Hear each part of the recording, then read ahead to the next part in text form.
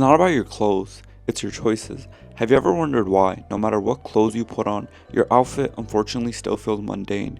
You truly never create something new, or you often find that your closet just lacks any kind of substance. Now, this isn't to say by substance I'm referring to having some sort of standout piece that makes you different from everybody else. I'm talking about that sense of cohesion that gives you a sense of ease in which there's almost a mystery of why things are the way they are, but they just work. In terms of creating something new, you'll find out this is naturally hard to do. Not all of us are creative powerhouses, but that's okay. And it becomes even harder, especially when the choices you have are limitless. And I know that sounds contradictory, but bear with me. It can also be hard when you're just reiterating what you might see on a day-to-day basis from a screen. Now, although it does sound hard to create something new, it isn't entirely impossible, and it can still be done with some added constraints. If you're watching this, then a name you're probably quite familiar with is Rei Kawakubo, and if you're not, then let me catch you up to date on who she is.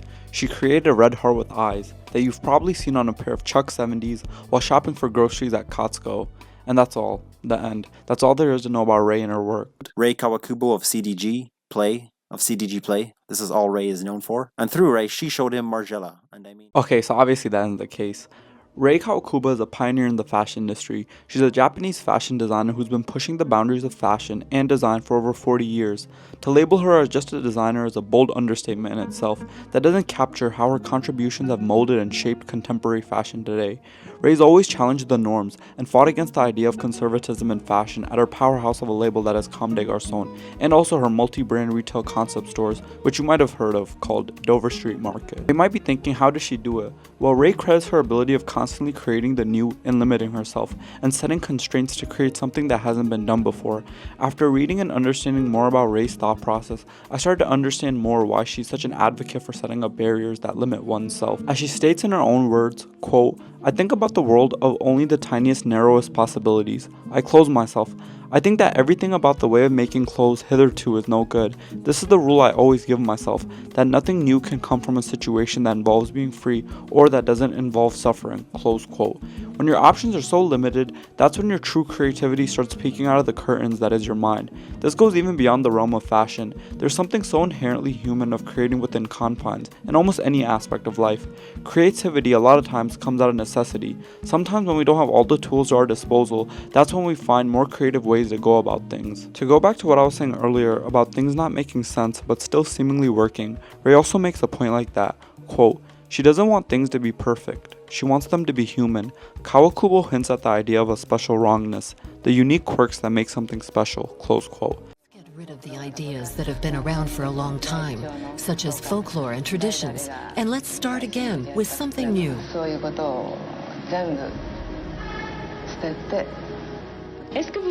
Would you like to choose the women who wear your clothes?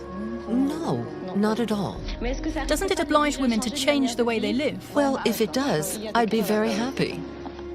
Even as she expanded into color later in her career, believing the tone to be tired, black remained an integral feature of Comme des Garçons through her noir line. Kawakubo developed as a designer over the next decade. She became fascinated with imperfection. In her eyes, perfection was the devil. Unlike the Japanese temples of old, her garments remained unfinished to resist such temptation. Her preoccupation with asymmetrical shapes was born out of an interest in modern architecture and the traditional flat, layered styling of the kimono. Her garments adhering to flexibility and comfort rather than the standard silhouette that defined the orthodoxy of Western beauty. More than anything, the clothes of Comme des Garçons represented attitude, the desire to find new and provocative concepts within fashion, to shock and upset the status quo through innovation, revolutionizing the world of design. Nothing that we ever do is going to be perfect. As humans, we are inherently flawed, but these aren't flaws. They're what make each of us who we are, and that applies even back to the way you wear your clothes. Wearing or styling clothes is both hard and easy. You can either choose to be someone like Steve Jobs, who had a uniform style that, as he stated, was to reduce decision fatigue and also save mental energy for more important tasks, because as Steve Jobs, he probably had a million different other decisions he had to make, way more important than getting a fit off. One thing for sure though, he loved his 992 New Balances, Levi 501s, and of course his signature black Issey Miyake turtleneck. And on the other hand, you can be someone like Robin Williams, who had impeccable style. He wasn't one to shy away from colors, and this really shined through every outfit he put on, which perfectly captured the essence of his mind. Now, these two examples seem pretty black and white. On one hand, you have a man who had 100 versions of the same outfit, and the other one, a man who always seemed to be donning new outfits. So now do you have to pick a side? Luckily for you, no. There are gray areas, and in these areas I would say is where we can figure out the key to creating something new, while also getting better at our choices through constraints. Colors are something we see every day, but we often overlook how they work and how important they are. This isn't just going to be another spiel of how the color wheel works, or how certain colors go together because they quote-unquote complement each other. Fortunately for you, there's a million different other videos on YouTube discussing this topic, and this is also basically me saying I'm not frugal aesthetic. What I want to present to you is the idea of finding your rudimentary colors that cater specifically to you.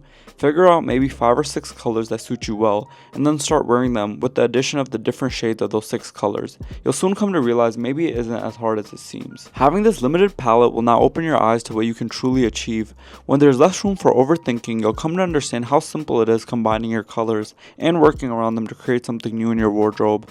Now, this isn't to say that these are the only colors you could wear for the rest of your life, because that's a little unreasonable, but it's a great way to start building a foundation of your own style principles, or at least that's what I believe. Speaking from personal experience, I'll say, it got much easier to wear clothes while also saving mental energy, as Steve would have wanted. Another addition was buying clothes also became easier, especially since I had a limited amount of choice due to colors, which also led me to spending less money. And as we all know, that's a pretty good thing. Decision fatigue, unfortunately, is very real. We deal with it on a daily basis, from deciding what show to watch, where to eat out, or even something as minuscule as picking a flavor of ice cream.